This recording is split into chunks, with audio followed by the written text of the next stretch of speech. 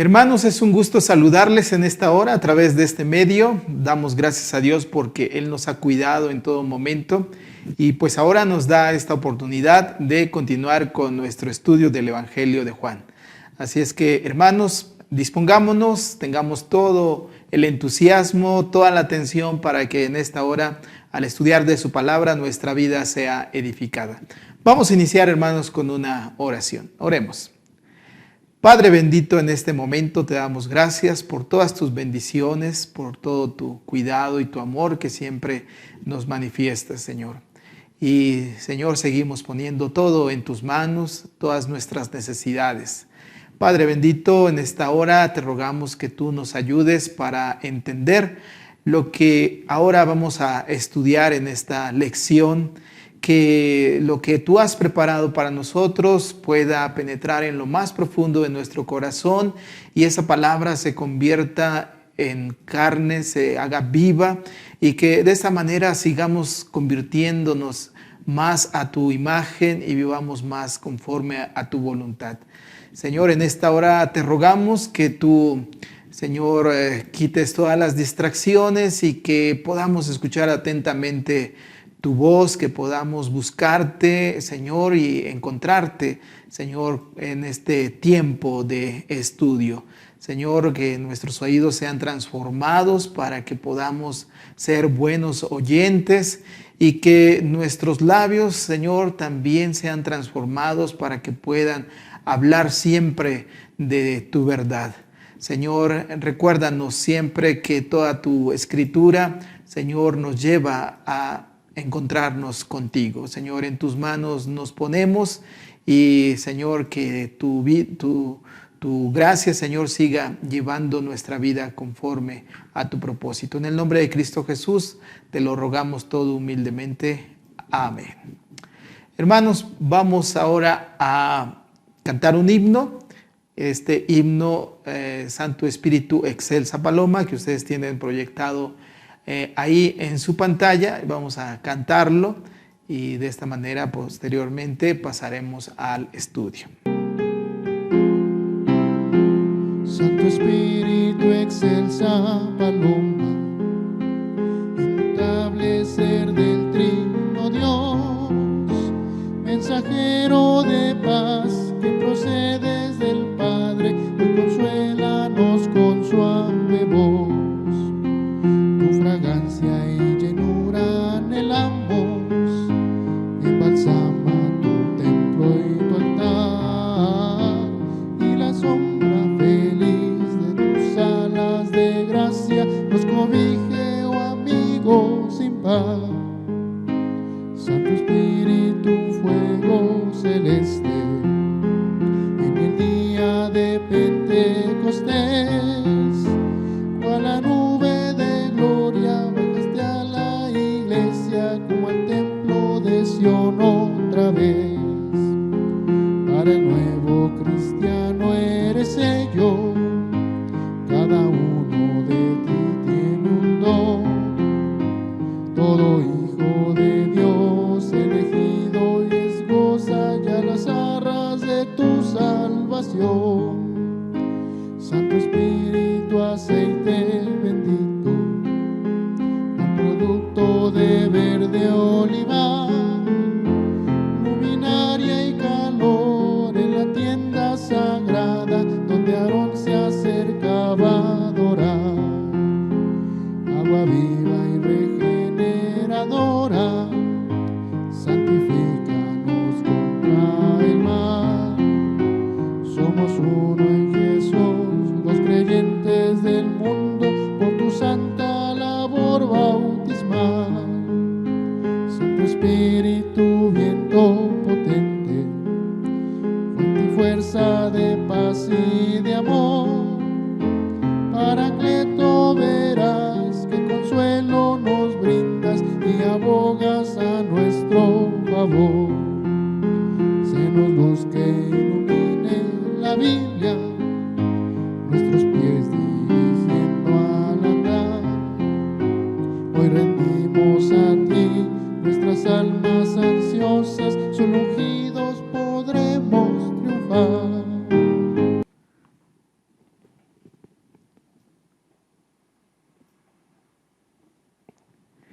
Bien, hermanos, pues es hora de pasar a nuestro estudio, que hoy nos corresponde estudiar este capítulo 16. Y pues les pido, hermanos, tengan ahí su Biblia a la mano para que vayamos leyendo, vayamos meditando en esta palabra de nuestro Dios.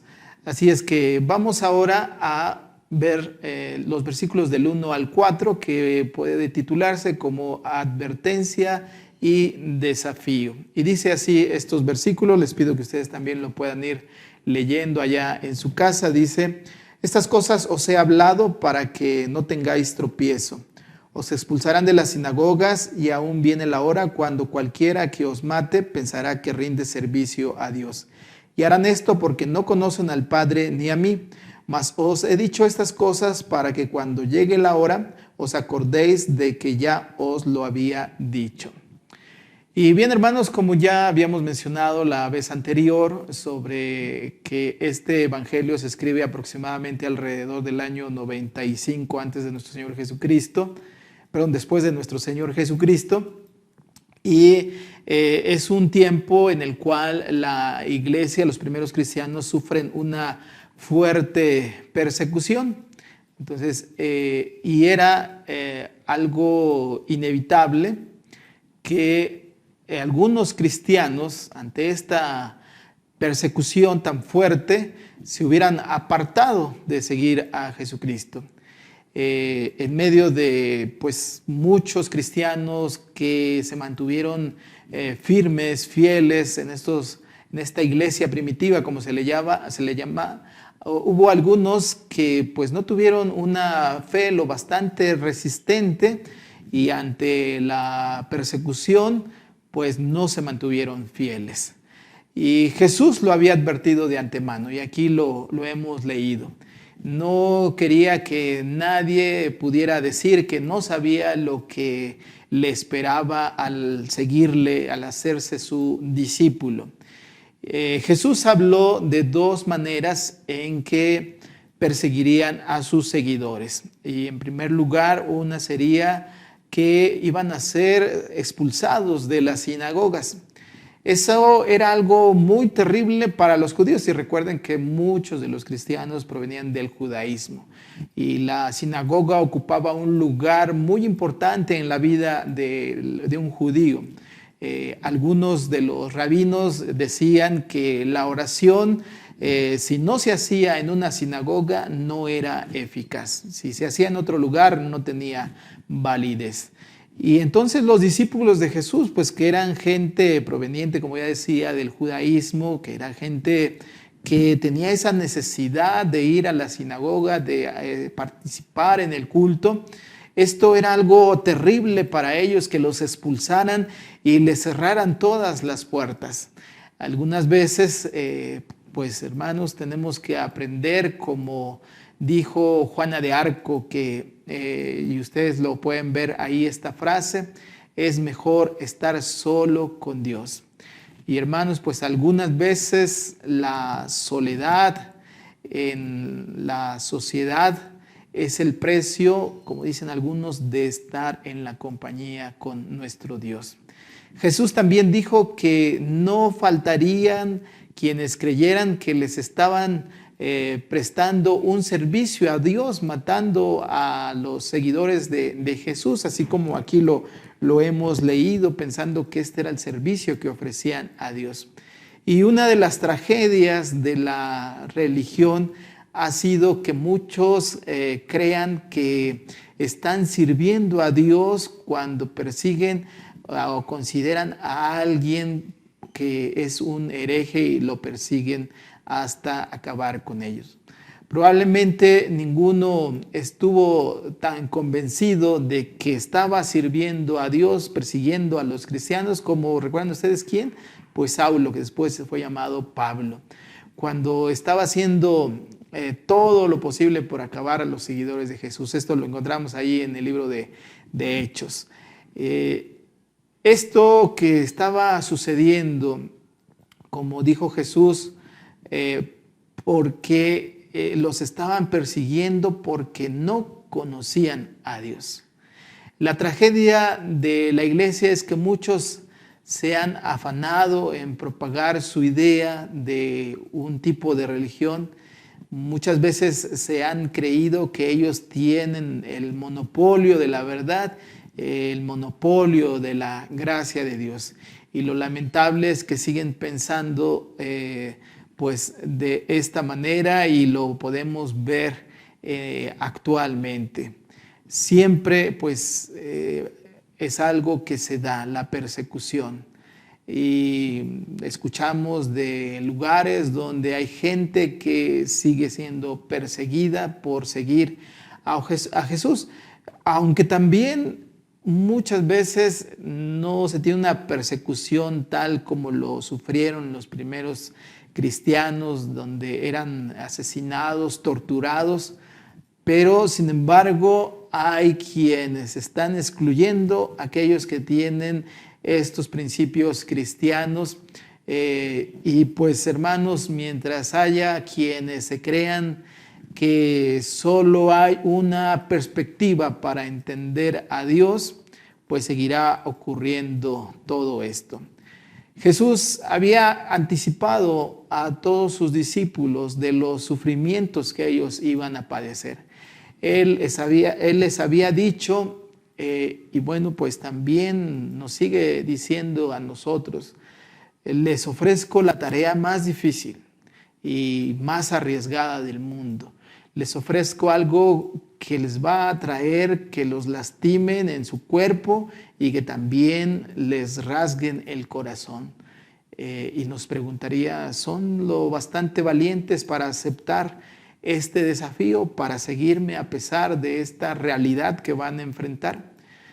Y bueno, Jesús ofreció y sigue ofreciendo a cada uno de nosotros no un camino fácil, sino el camino que es de la gloria, que trae la gloria, pero que inevitablemente tiene que pasar por la cruz.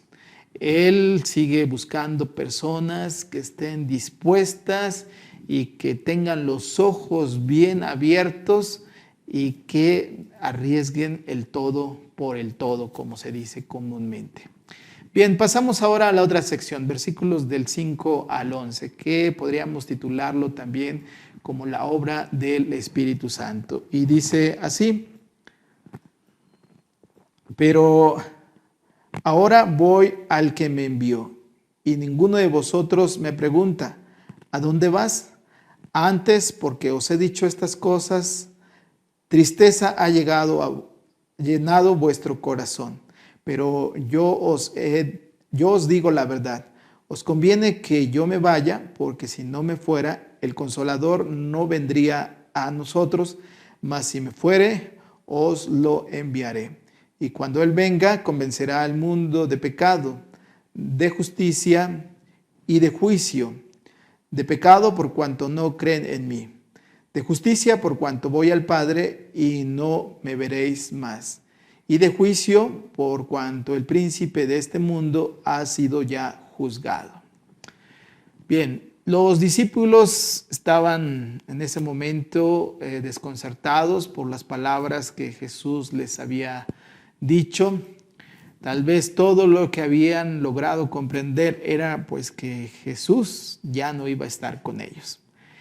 Pero Él les dijo que al final de cuentas todo sería para su bien. ¿Por qué? Bueno, porque dice que cuando Él se fuera, vendría el Consolador, el Paráclito, es decir, el Espíritu Santo. Y aquí, hermanos, veamos esto. Cuando Jesús estaba en el cuerpo, cuando caminaba, pues no en esta tierra, no podía estar con sus discípulos en todas las partes por estas limitaciones humanas. Cuando estaba en este cuerpo, pues no podía llegar a las mentes, a los corazones, a las conciencias de todas las personas en todas las partes, sino que estaba limitado a un espacio y a un cierto tiempo. Pero el Espíritu Santo no está sujeto a estas limitaciones, le diríamos, humanas. Donde quiera que el Espíritu Santo esté y donde quiera que vaya una persona, el Espíritu Santo estará con esta persona.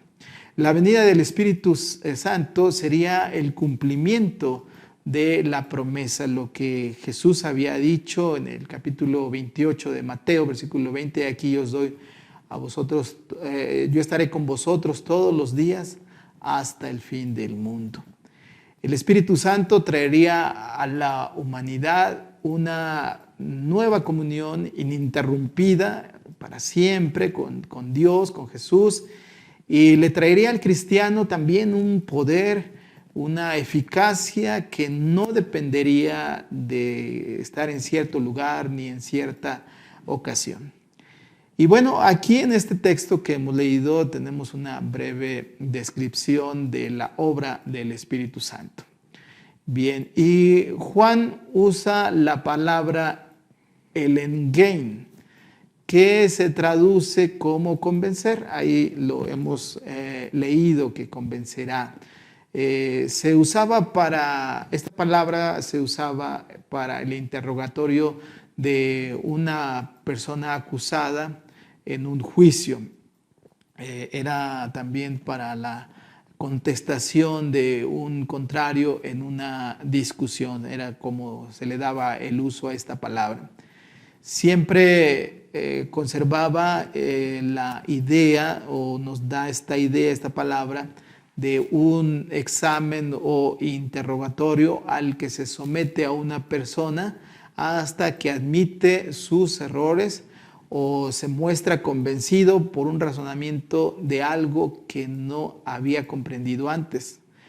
La usaban algunas veces los griegos en un examen de conciencia en la mente o decían ellos el corazón. Y bueno, vamos a ver aquí lo que Jesús dice sobre esta obra del Espíritu Santo. Y en primer lugar, ahí lo pueden ver, el Espíritu Santo demostrará que el mundo es culpable de pecado. Bueno, cuando los judíos crucificaron a Jesús, creían que no estaban cometiendo ningún pecado, sino al contrario, como lo hemos leído, dice que pensaban que estaban sirviendo a Dios. Pero cuando se predica, y esto lo podemos ver ahí en Hechos capítulo 2, cuando se predica del Jesús crucificado, ahí lo que hace el apóstol Pedro, entonces dice que aquellas personas que escucharon, esos judíos que escucharon, entonces sintieron esa culpa, ese pecado de haber crucificado a Jesús. Esto sucedió pues repentinamente, tuvieron esa convicción de que habían cometido un horrible crimen y de que aquello había sido la consecuencia de su pecado. Y bueno, ¿qué es lo que produjo ese sentimiento de culpabilidad y que les hizo reconocer su pecado, su maldad, su crimen? Y también aquí nos preguntaríamos qué es lo que nos humilla hasta el polvo cuando nosotros estamos ante la cruz de nuestro Señor Jesucristo. Una vez se dice, un misionero estaba compartiendo la historia de Cristo en una aldea y entonces empezó a presentar ahí unos dibujos que los colocaba en la pared, y cuando puso un dibujo donde estaba representada la crucifixión de Jesús, uno de los nativos de ese lugar pasó al frente y dijo que pues se bajara Jesús de esa cruz, y decía este hombre: baja de la cruz, Jesús, soy yo el que tiene que estar colgado ahí y no tú. ¿Por qué esta historia de un hombre crucificado como el peor de los criminales en Palestina puede hacer que una persona sienta ese profundo dolor en el corazón y sienta esa culpa en el corazón? Y hermanos, pues es la acción del Espíritu Santo. Si simplemente se presentara algo como una imagen como esto, pues una persona, si no tiene esa acción del Espíritu Santo, no se da cuenta de ello. Bien, en segundo lugar, el Espíritu Santo convencerá a la humanidad de justicia. Queda claro lo que quiere decir cuando vemos que es la justicia de Cristo la que convencerá al mundo. Jesús fue crucificado, como ya decía, como el peor de los criminales. Le juzgaron, le encontraron culpable, los judíos le consideraron un hereje, un blasfemo, y los romanos pues también lo consideraron un revolucionario, una persona peligrosa para la seguridad del Estado. Le condenaron pues a la peor muerte que se esperaba para el peor de los criminales, marcándolo como un enemigo importante del imperio y como un enemigo de Dios para los judíos. Y bueno, ¿cómo es que esto después personas cambiaron su opinión? ¿Qué hizo que algunas personas vieran en aquel crucificado al Hijo de Dios y como aquel centurión romano al pie de la cruz que se menciona ahí en Mateo 27:54, pudiera decir, este verdaderamente es el Hijo de Dios? O como Pablo, que en este camino a Damasco, ahí en el capítulo 9 de Hechos, dijo también de esta manera. Es sorprendente que haya tantas personas que ponen su confianza para toda la eternidad en el peor de los criminales, de acuerdo a lo que consideraban los judíos, que murió ahí crucificado. Y bueno, aquí entonces vemos la acción del Espíritu Santo. Él es el que convence a las personas de la justicia de Dios y que se ve perfectamente en Jesucristo en la cruz. Nadie más lo puede entender si no es porque el Espíritu Santo lo guía a esto. Y esto también hace en la persona que vea la grandeza de Dios. Bien, en tercer lugar, la obra del Espíritu Santo es convencer al mundo de juicio. Ustedes lo pueden ver ahí. Bueno, en la cruz el mal ha quedado condenado, ha quedado también derrotado. Pero bueno, ¿qué nos hace estar seguro de eso? Simplemente algunas personas pueden verlo como algo sin sentido, como algo confuso, como dijera también en alguna ocasión la palabra de nuestro Dios, que para los griegos es locura, para los judíos un tropezadero. Entonces, ¿cómo es que alguien puede ver en la cruz que es el mal derrotado? Bueno, pues eso es la obra del Espíritu Santo. Él es el quien nos da esa inquebrantable convicción de que ahora nosotros también compareceremos ante el tribunal de nuestro Dios. Cuando estamos convencidos de nuestro pecado, cuando estamos también convencidos de la justicia de nuestro Dios manifestada en la cruz, en el sacrificio de nuestro Señor Jesucristo, y cuando estamos convencidos del juicio venidero, que nos da la seguridad de que en la cruz de Cristo tenemos el perdón de nuestros pecados y la salvación del juicio eterno. Y bueno, pues aquí nuevamente es la obra del Espíritu Santo, es quien nos convence y nos asegura de que el crucificado es quien ha traído salvación para nuestra vida, que Él es Jesús, es nuestro Salvador y nuestro Señor. Y es el Espíritu Santo quien nos convence de la realidad de nuestro pecado y nos convence también de la suficiencia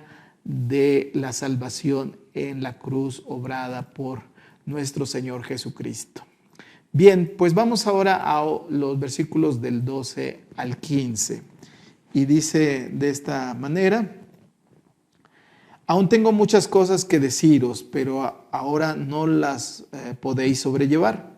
Pero cuando venga el Espíritu de verdad, Él os guiará a toda la verdad, porque no hablará por su propia cuenta, sino que hablará todo lo que oyere, y os hará saber las cosas que habrán de venir.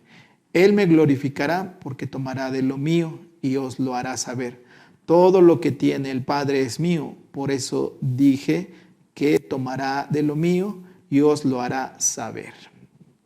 Bien, hermanos, pues para Jesús, el Espíritu Santo, aquí lo dice, es el Espíritu de la verdad, cuya misión es traer la verdad de Dios al mundo.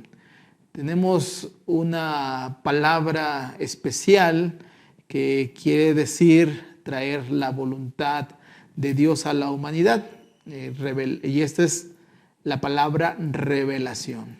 No hay ningún pasaje en el Nuevo Testamento que nos presente más claramente que lo que podríamos llamar los principios de la revelación, ¿sí?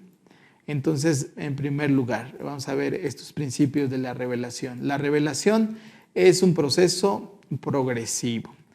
Jesús, pues, sabía muchas cosas, pero no podía decirlas de un solo momento a sus discípulos, porque ellos no estaban preparados para recibirla. Y así también sucede con nosotros. Va poco a poco, progresivamente Dios va revelando las cosas.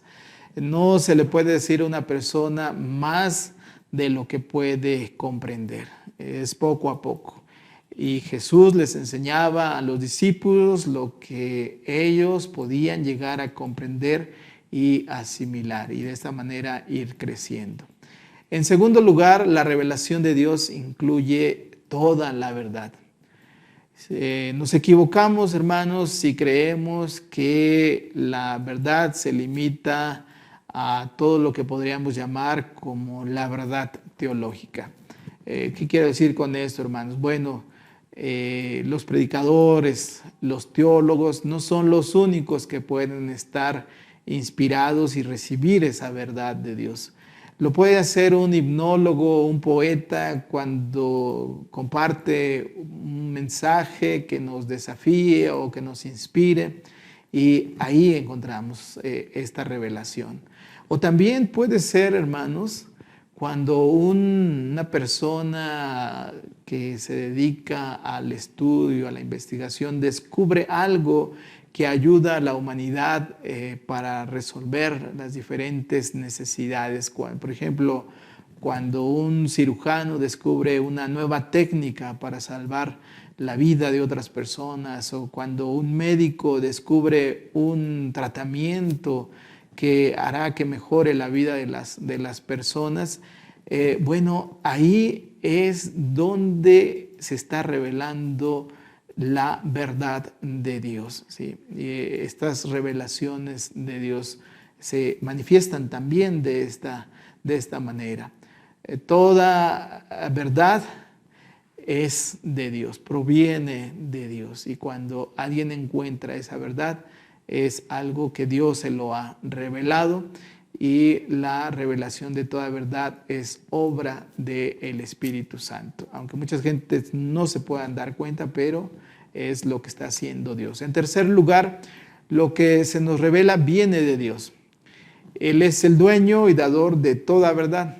La verdad no es un descubrimiento humano, sino es un don de Dios.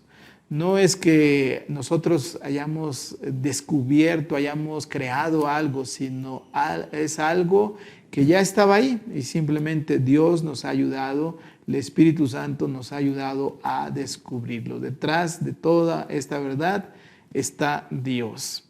En cuarto lugar, la revelación consiste en mostrarnos a Jesús y descubrirnos el significado, su significado. Parte de la grandeza de Jesús pues la podemos nosotros conocer, pero hay una gran parte que totalmente o difícilmente nosotros podemos comprender. Se puede decir que no ha habido nadie, ninguna persona que haya abarcado toda la profundidad del misterio, de la verdad de nuestro Señor Jesucristo, de lo que Él nos ha dicho. Nadie pues ha desarrollado totalmente todo el significado de sus enseñanzas, de su vida. No hay alguien que pueda decir que ha totalmente profundizado, sino que solamente en parte. Así es que la revelación es algo constante, un descubrimiento constante de la vida y obra de nuestro Señor Jesucristo. Y aquí tenemos que esta revelación pues nos viene no de libros, claro que es importante leer, ¿sí? Estudiar la doctrina, pero principalmente ser guiados por Dios para llegar a esa verdad y entender más profundamente todas las cosas. Y para lo cual es necesario, hermanos, que estemos cerca de Jesús. Mientras más cerca estamos de Jesús, mejor conoceremos, mejor entenderemos. Cuanto más nos estemos buscando parecernos a Él, más podrá entonces entenderse lo que Él nos comunica. Cuanto más también nosotros nos rindamos a Él, más tendremos esa revelación en nuestra vida. Bien, ahora vamos a pasar a esta otra sección que son los versículos del 16 al 24 y dice así: todavía un poco y no me veréis, y de nuevo un poco y me veréis, porque yo voy al Padre. Entonces se dijeron algunos de sus discípulos unos a otros: ¿qué es esto que nos dice? Todavía un poco y no me veréis, y de nuevo un poco y me veréis, ¿y por qué yo voy al Padre? Decían pues, ¿qué quiere decir? ¿Qué quiere decir con todavía un poco? No entendemos lo que habla. Jesús conoció que querían preguntarle y les dijo: preguntáis entre vosotros acerca de esto que dije, todavía un poco y no me veréis, y de nuevo un poco y me veréis. De cierto os digo que vosotros lloraréis y lamentaréis, y el mundo se alegrará, pero aunque vosotros estéis tristes, vuestra tristeza se convertirá en gozo. La mujer, cuando va a dar a luz, tiene dolor porque ha llegado su hora, pero después que ha dado a luz un niño, ya no se acuerda de la angustia, porque el gozo que haya nacido un hombre en el mundo. También vosotros ahora tenéis tristeza, pero os volveré a ver, y se gozará vuestro corazón, y nadie os quitará vuestro gozo. En aquel día no me preguntaréis nada. De cierto os digo que todo cuanto pidiereis al Padre en mi nombre, os lo dará. Hasta ahora nada habéis pedido en mi nombre. Pedid y recibiréis, para que vuestro gozo sea cumplido. Bien, pues aquí Jesús estaba mirando más allá del presente. Él estaba contemplando hacia adelante, hacia el futuro. Y bueno, en las creencias judías se consideraba que la historia estaba dividida en dos partes: la edad presente y el porvenir. Decían ellos, la edad presente era una época mala que estaba bajo condenación, y la edad por venir era la edad, diríamos, de oro de Dios. Y entre estas dos edades, antes de la venida del Mesías, que era el que introduciría la nueva era, estaba el día llamado Día del Señor, que iba a ser un día terrible en el que el mundo sufriría una gran sacudida antes que amaneciera esta edad de oro. Los judíos solían llamar a este tiempo el tiempo de prueba, el alumbramiento de los días del Mesías. Y bueno, en el Antiguo Testamento encontramos varias descripciones de este tiempo intermedio. Uno de ellos está ahí en Isaías, ustedes lo pueden ver, que dice: he aquí el día en que Jehová, el día de Jehová viene terrible y de indignación, ardor de ira, para convertir la tierra en soledad y rara de ella sus pecadores. Y también el profeta Joel, capítulo 2, versículo 2, habla también de ese día de tinieblas y de oscuridad. Recuerden que estamos hablando de esta edad intermedia o este tiempo intermedio entre el presente y el porvenir. Y bueno, pues Jesús conocía perfectamente esta literatura y sabía de estas y utiliza estas imágenes también. Y ahora estaba diciéndole a sus discípulos, diríamos en otras palabras, les estaba diciendo: ahora los voy a dejar solos, pero volveré otra vez y va a llegar el día en que empiece mi reinado y venga mi reino, pero antes tendréis que pasar por cosas terribles, vas a pasar por dolores, como los dolores de una mujer que está en parto. Pero si lo sufren, diría Jesús, nos diría también a nosotros, si lo sufren con fidelidad, las bendiciones van a ser maravillosas. Y vamos a ver aquí la vida del cristiano que soporta la prueba. Y en primer lugar, su tristeza se convertirá en alegría. Pareciera muchas veces que el ser cristiano pues no nos trae más que sufrimiento. Y vemos también, a veces así lo vislumbramos, que el mundo, por el contrario, nos da muchos goces, mucho bienestar. Pero Jesús diría: va a llegar el día en que todo esto se va a revertir.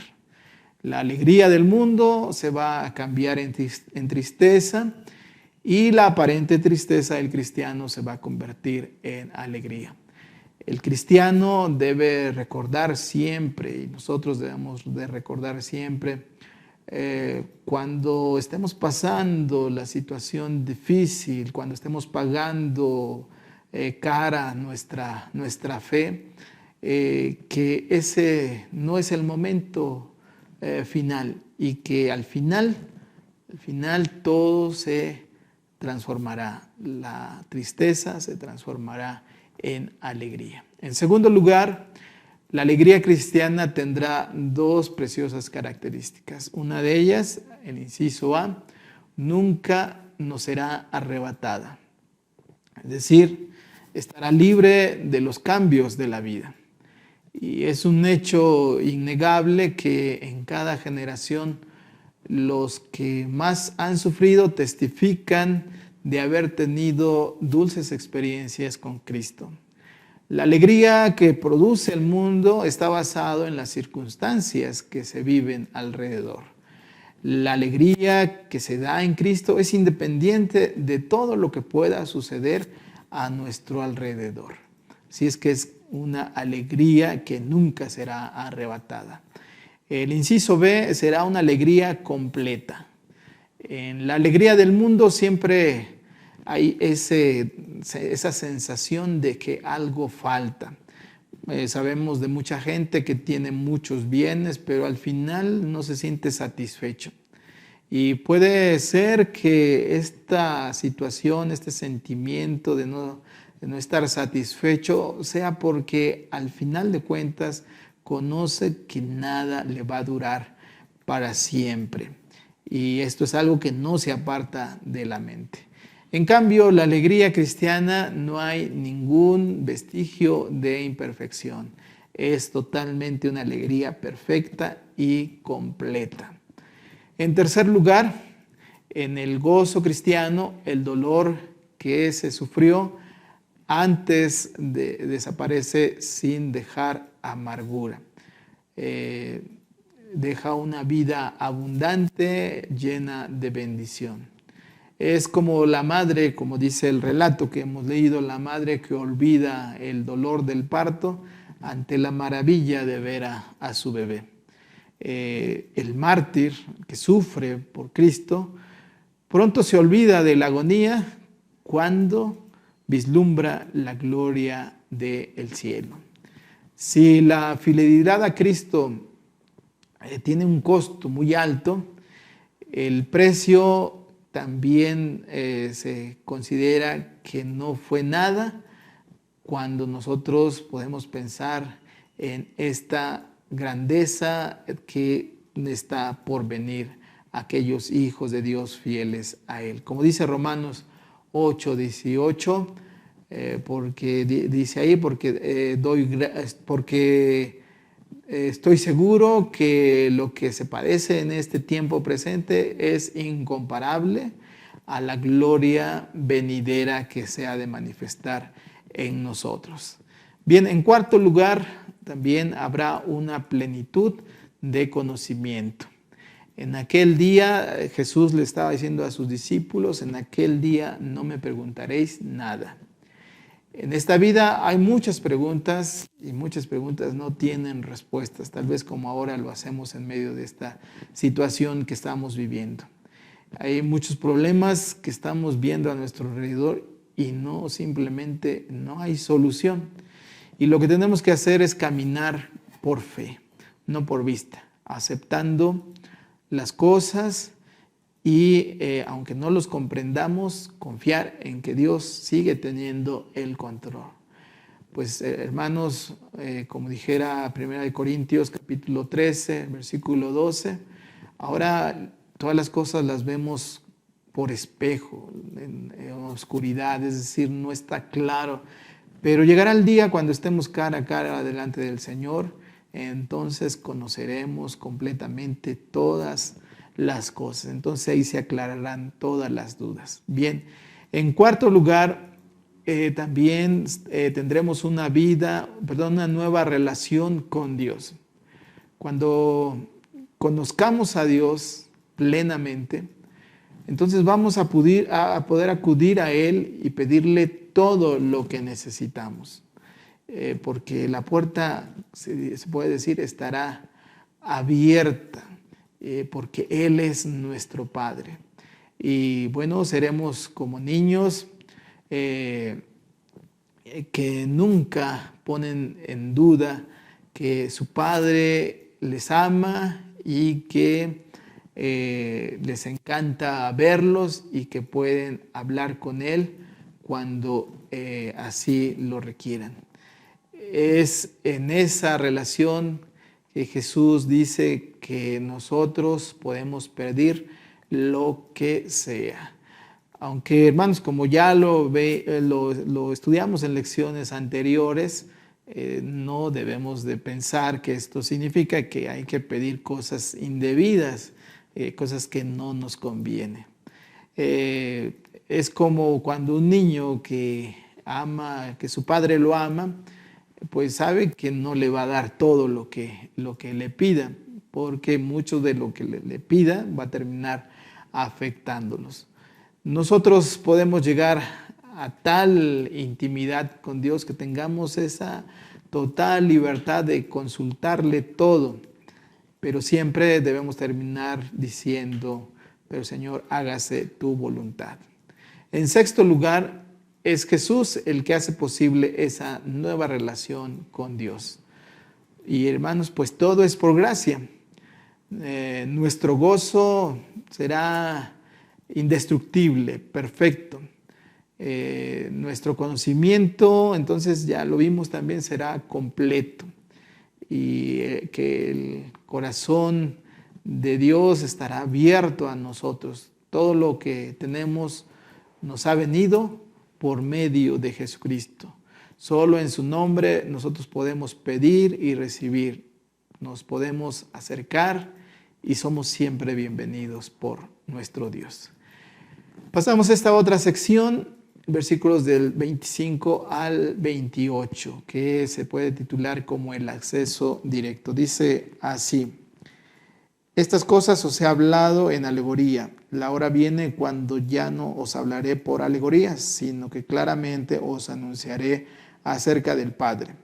En aquel día pediréis en mi nombre y os digo que yo rogaré al Padre por vosotros, pues el Padre mismo os ama, porque vosotros me habéis amado y habéis creído que yo salí de Dios.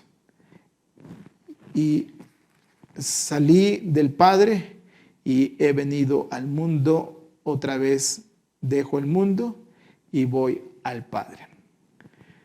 Jesús les estaba diciendo a sus discípulos, bueno, hasta ahora yo les he estado haciendo sugerencias, indicaciones, donde pues la verdad ha estado en cierta forma cubierta. Les he estado diciendo cosas que los hacían pensar, que los dejaban confusos, pero pues ahora ya se acabó todo eso y voy a decirles totalmente con claridad las cosas. Y entonces les dice sencillamente que Él vino de Dios y que vuelve a Dios.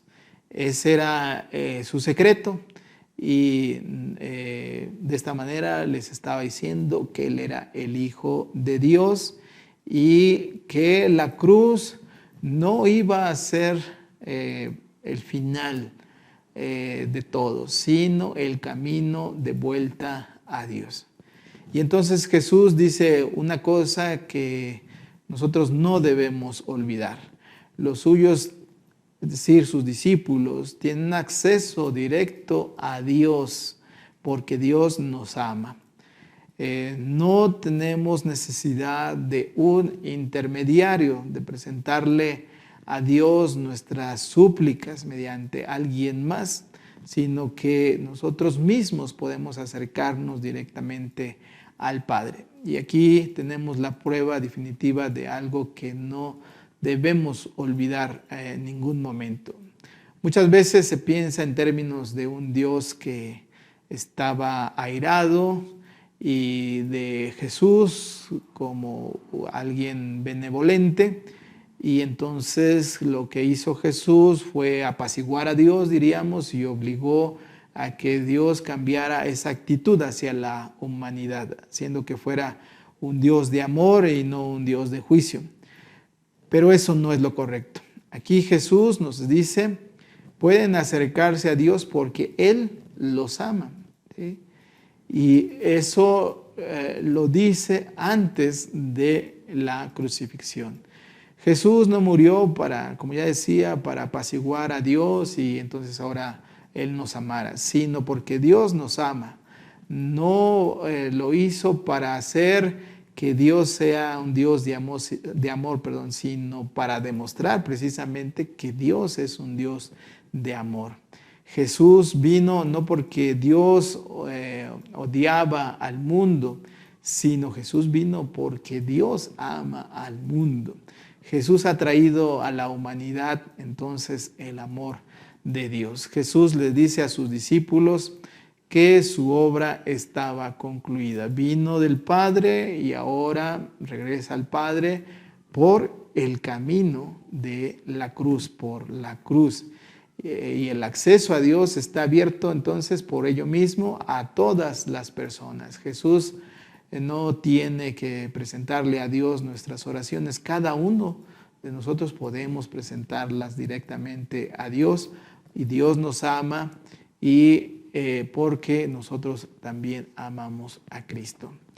Y por último, estos versículos 29 al 36 que podemos ver sobre Cristo y sus dones. Dice así, le dijeron sus discípulos, he aquí ahora hablas claramente y ninguna alegoría dices.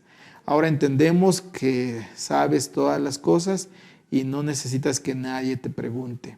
Por esto creemos que ha salido de Dios. Jesús le respondió, ¿ahora creéis? He aquí la hora viene y ha venido ya, en que seréis esparcidos cada uno por su lado y me dejaréis solos. Mas no estoy solo, porque el Padre está conmigo. Estas cosas os he hablado para que en mí tengáis paz.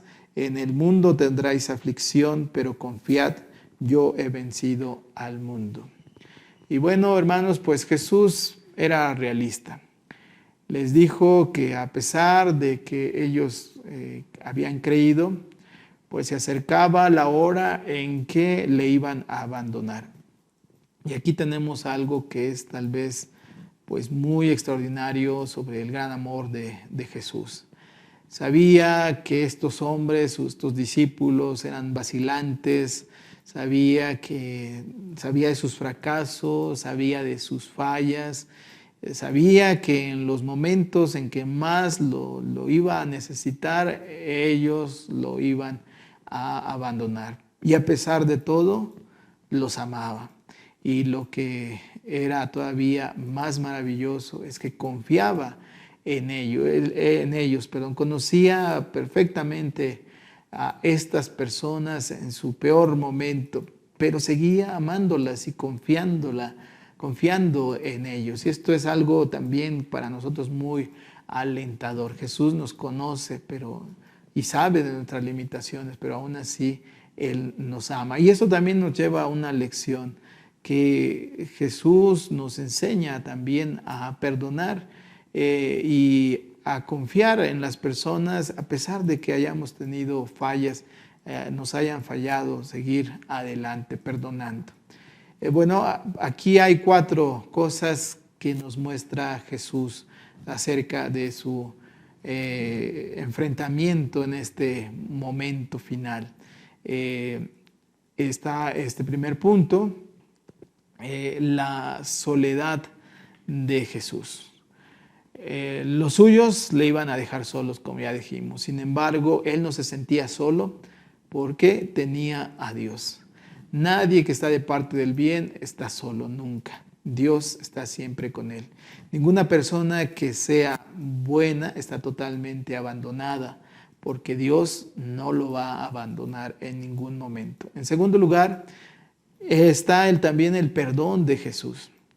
De esto pues ya mencionaba hace un momento. Sabía que sus amigos lo abandonarían y sin embargo no les echa en cara nada y no les guarda ningún rencor. Eso lo vemos después de la resurrección, ¿verdad? Los amaba así, con todas sus debilidades, los veía y los amaba tal como eran. Y aquí, hermanos, algo que debemos de reflexionar. Si nosotros idolatramos a una persona y la consideramos impecable, la consideramos perfecta, estamos muchas veces condenados a llevarnos una gran desilusión. Debemos amar a las personas, pero también aceptando la realidad de que todas las personas tenemos defectos y los amamos tal y como somos, tal y como son. En tercer lugar está la simpatía de Jesús. Aquí hay un versículo que parece que está un poco fuera de lugar, que dice: estas cosas os he hablado para que en mí tengáis paz. El sentido es que si Jesús no les hubiera anunciado a sus discípulos su debilidad, después cuando se dieran cuenta que le habían fallado, podrían haber caído en una desesperación total. Es como si les estuviera diciendo: sé lo que va a pasar después. No deben creer que su deslealtad me sorprendió. No cambia en nada el amor que les tengo. Cuando piensen de ello después, no se desesperen. Aquí vemos juntos tanto el perdón y la misericordia. Jesús estaba pensando no tanto en el daño que le harían a él el que los suyos le fallaran, sino en el daño que les podría hacer a ellos. Y esto es sorprendente. En cuarto lugar está el don de Jesús, el valor y la conquista. Muy pronto iban a ver los discípulos lo que el mundo le iba a hacer a su maestro. Sin embargo, esto no derrotaría a Jesús. Y Él les dijo, en otras palabras, la victoria que yo voy a ganar puede ser también vuestra victoria. El mundo me hará todo el mal que pueda y yo triunfaré sobre todo eso, venceré. La vida nos puede tratar de la peor manera y aún así nosotros podemos salir victoriosos. Usted también posee y cada uno de nosotros tenemos ese coraje y tenemos esa valentía para enfrentar cualquier situación en nuestra vida. ¿Estamos seguros de eso, hermanos? Y si es así, sigamos adelante. Si todavía sentimos que nos falta esa valentía, esa determinación, confiemos y pidamos a nuestro Dios que Él nos ayude. Vamos a orar. Padre bendito, gracias te damos por este tiempo de estudio de tu palabra. Señor, gracias porque tú nos conoces perfectamente y contamos siempre con tu ayuda a través de tu Santo Espíritu. Señor, que estas tus palabras que hemos analizado en este pasaje, Señor, sigan afirmándose en nuestro corazón y que a pesar de las adversidades nosotros siempre estemos confiados en ti, Señor. Gracias te damos, te rogamos todo humildemente en el precioso nombre de Cristo Jesús nuestro Señor. Amén. Bien, hermanos, vamos ahora a recoger nuestras ofrendas y vamos a decir este texto que se encuentra en 2 Corintios capítulo 9, versículos 7 y 8. Vamos a decirlo juntos, hermanos. Cada uno dé como propuso en su corazón, no con tristeza ni por necesidad, porque Dios ama al dador alegre y poderoso es Dios para hacer que abunde en vosotros toda gracia, a fin de que teniendo siempre todas las cosas, todo lo suficiente, abundéis para toda buena obra. Amén. Bien, hermanos, vamos a escuchar este himno, Tu Fidelidad, mientras recogemos nuestras ofrendas ahí en nuestros hogares. Así es que vamos a tener este tiempo y después tendremos la consagración juntos.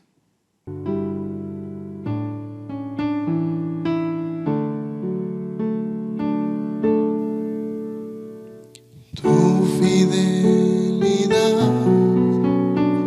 es grande, tu fidelidad incomparable es. Nadie como tú, bendito Dios.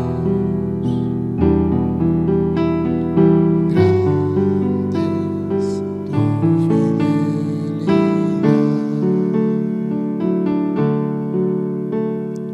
Tu fidelidad es grande, tu fidelidad incomparable es.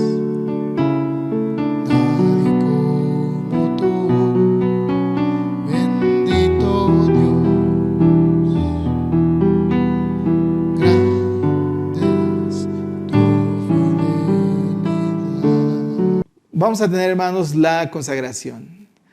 Señor, con gratitud presentamos a ti nuestra ofrenda, fruto del esfuerzo y bendición que proviene de ti, pues todo es tuyo y de lo que recibimos con amor te damos. Amén. Bien, hermanos, ahora vamos a cantar este himno número 49 de nuestros himnarios, este himno que se titula Avívanos, Señor. Ahí también lo pueden ver en su pantalla y de esta manera vamos a cantar este himno.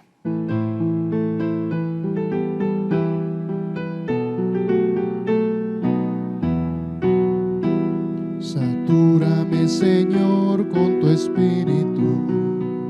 Satúrame, Señor, con tu espíritu. Y déjame sentir el fuego de tu amor aquí en mi corazón, oh Dios.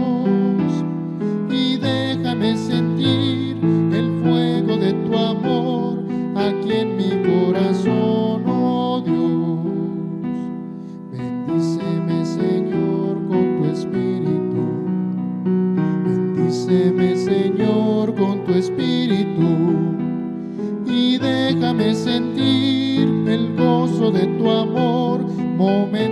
tras momento, Dios, y déjame sentir el gozo de tu amor, momento tras momento, Dios.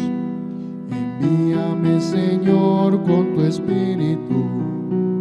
Envíame, Señor, con tu Espíritu, y déjame sentir tu corazón de amor y al mundo proclamarlo, Dios. Y déjame sentir tu corazón de amor y al mundo proclamarlo, Dios. Hermanos, vamos a terminar nuestro culto. Recordarles que este próximo domingo será domingo de comunión. Así es que ténganlo en cuenta para que vayan preparando las cosas para que en su hogar, en su familia, celebren la Santa Cena. Vamos ahora a tener esta bendición. La paz de Dios, que sobrepasa todo entendimiento, guarde vuestros corazones y pensamientos en el conocimiento y amor de Dios y de nuestro Señor Jesucristo. Y la bendición de Dios omnipotente, el Padre, el Hijo y el Espíritu Santo, sea con vosotros y more en vosotros eternamente. Amén. Dios les bendiga, hermanos.